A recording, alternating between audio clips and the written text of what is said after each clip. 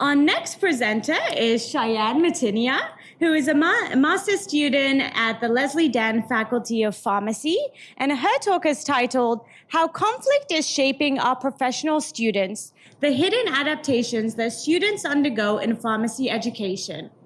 When I say the word conflict, what comes to mind? Negative, avoid at all costs, like the image on the left? What if I told you that conflict was the key to better communication, like on the right, and that by avoiding it, you're actually causing more harm than good? I'm a healthcare provider that studies conflict. Effective patient care requires empathy, advocacy, and good communication, all of which is taught through conflict education. Physicians and nurses have extensive research on this showing that when we teach conflict, staff are happier, there's less burnout, and it improves patient safety. But there's a critical gap elsewhere. Currently, pharmacy students have no research on how they experience conflict and how it impacts their professional development, which translates to their patient care. These are students who are entering one of the most trusted and accessible healthcare professions. And my research is filling this gap.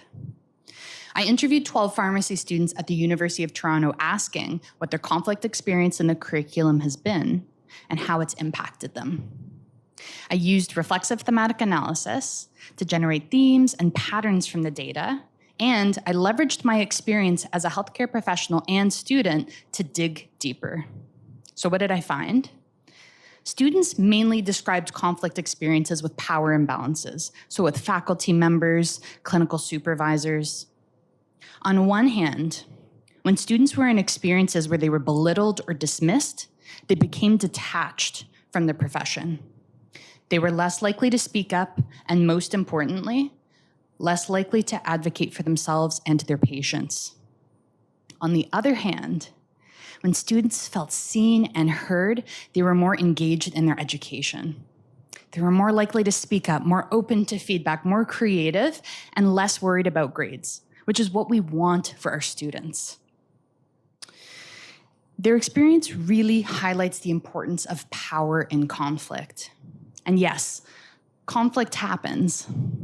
And over time, it communicates lessons to our students about what it means to be a healthcare provider, a pharmacist.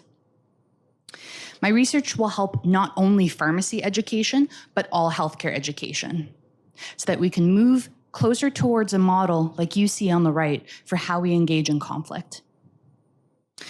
What I want you to take away from today is this: how we teach conflict, either intentionally or unintentionally, can either positively or negatively impact our students. This is crucial because it's not only important for our students, but also their future patients. And we have the opportunity to make a positive impact with conflict. Thank you.